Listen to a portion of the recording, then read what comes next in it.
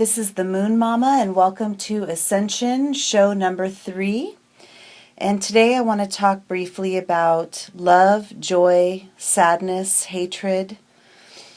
And I also want to talk about the energy and how we dial into that energy. But also want to talk about an elevated view on an old teaching. And so it goes like this. I got an email today from a channeler, and he does wonderful work and sends out channeled messages, partly from the cosmic being that he channels. I think there's more than one, that's why I hesitated there. And also, some of that email is also, his interpretation, and they're little statements. They're usually not too long. So I got this email, and I always like reading them because they have positive messages. But I had a reaction to one of them, so I want to discuss that because it brought up this viewpoint that I've learned and other people have heard who've been on a soulful journey of discovering themselves and letting go of things and uncovering new parts of themselves. This has been part of that teaching and helping them do that.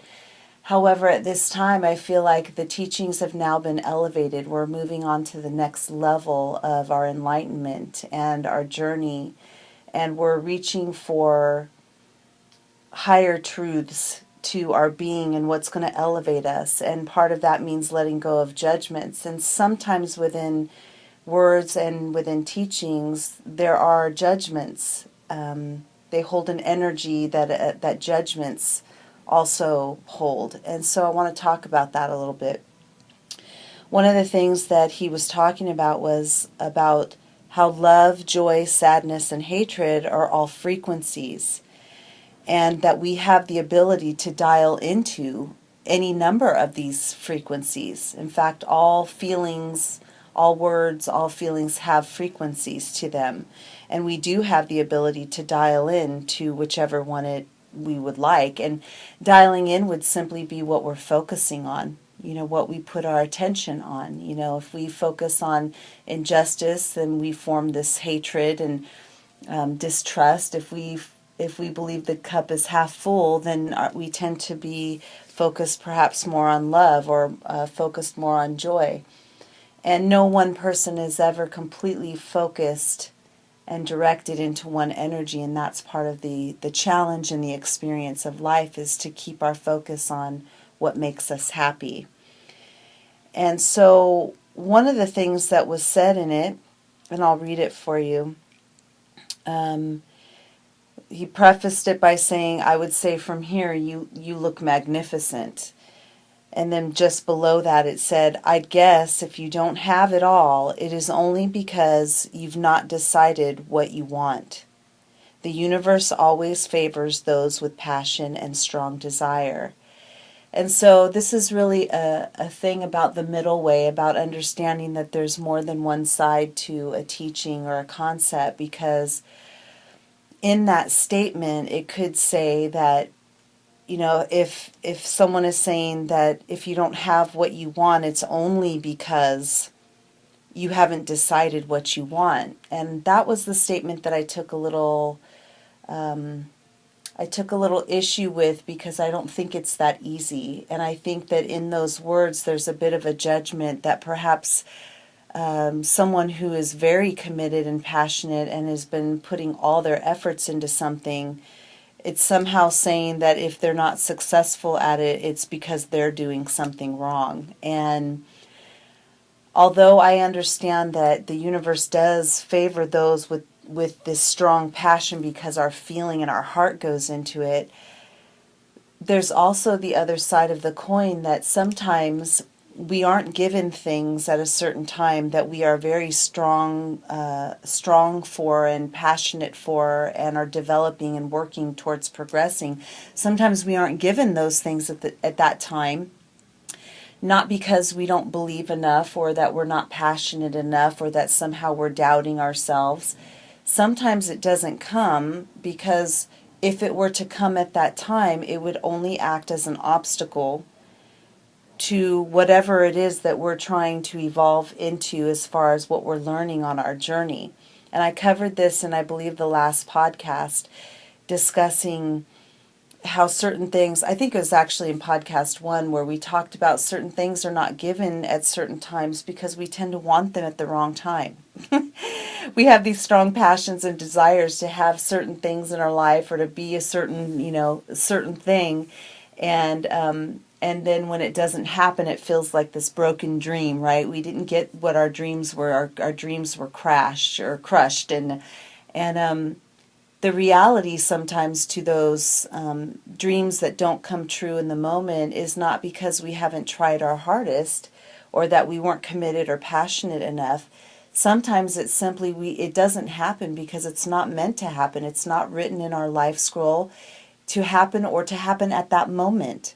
And sometimes what we were, the object of our experience that we were wishing to desire, we will still have that fulfilled, but it will potentially be fulfilled in a different way in which we could have never even fathomed.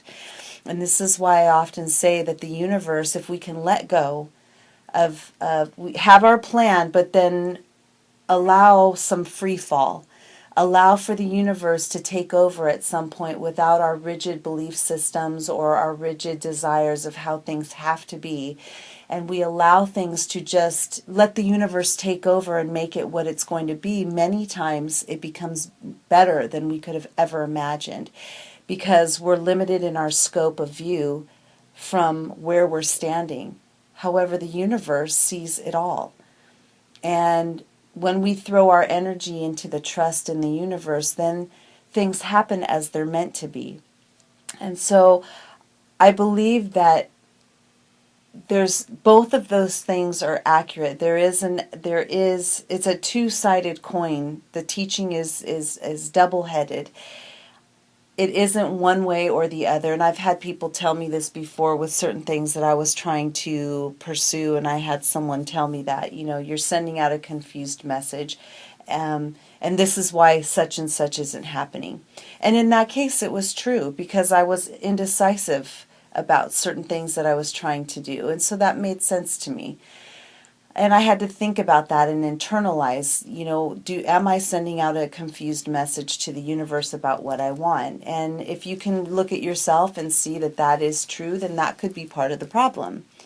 However, if you know that you are absolutely passionate and you are very focused and you are not doubting yourself and you're putting yourself out there in this thing, just you're getting the orange cones everywhere you look, then that might be the universe saying, not that you'll never have this, and not that you're not passionate or strong in your desire or your action to move towards something, but sometimes it's not the right time. And I'll give an example of this. I was extremely passionate about being a singer and a songwriter when I was really in junior high. Is when I got the bug for it, and I missed an opportunity to sing. And but I had, after that, had such a strong passion, and I wanted to be in music so much. But I always looked back at that one moment where I felt like had I done this one singing engagement that I was asked to do, my life would have been more musical. And after that moment, it seemed like I tried to stay in music and to, get the music thing going, and I had strong, passionate desire, and I was solely focused on that, and it never happened. And I was heartbroken over that, because I always felt like that was my calling. Fast forward to, going through life and having all these experiences and children and all these different things that have happened in my life. And then music comes back around when I least expected it. And the creativity came back up as if it was yesterday. And I looked back at the way that I was pursuing it then and thought, oh my gosh, had I gotten what I wanted then, I was not ready for that. Or possibly I would have turned into a different person than I am today. And today I love the person that I am. And now things are opening up all over the place with the musical career. And so it wasn't from a lack of passion. It was the universe had a different plan. And so I think that when we talk to people about their desires, especially as healers giving advice to other people, I think it's important for us to understand that that is a double-sided teaching, and that we make sure that we discuss both sides of those coins with the person, so that they don't feel, or a person does not feel as though they're being judged as not being passionate enough, or something is wrong with how they're doing it because they don't have everything that they want. I think that the bigger teaching, the more fulfilling teaching, the teaching that has a broader scope is to understand that these things come packaged together, and they come when the time is right. And I think the question that we ask ourselves is whether or not we are sending out a confused message. Are we feeling any sort of doubt in the things that we're pursuing? And we address those things. Doubt is very common, and it's rooted in fear. So we have to isolate what's the fear I have about it. Once we overcome it, then we can move forward into that.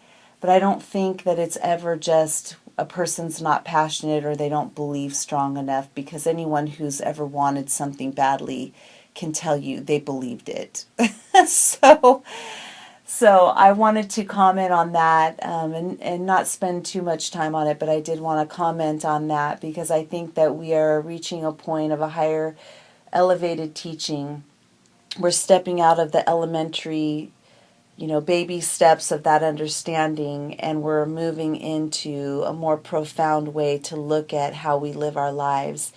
And how we live our lives means that it must be free of judgment, and it must be cautious of the words that we say to other people in order to bring about healing and not despair. So with that being said, I wanted to just say thank you for listening.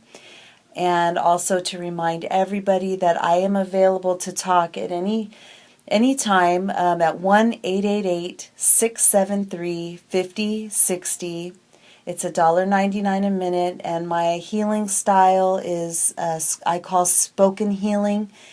It encompasses many different things, including card readings and crystal work and ancestral spirits and spirit guides, and just plain old general wisdom from experience. And so give me a call if you need to talk to anybody to work through any kind of life things, or you need some advice. And that's it for now. You can also visit the website at www.themoonmomma, MOMMA, themoonmomma.com. Thank you, and I'll talk to you next episode. Bye-bye.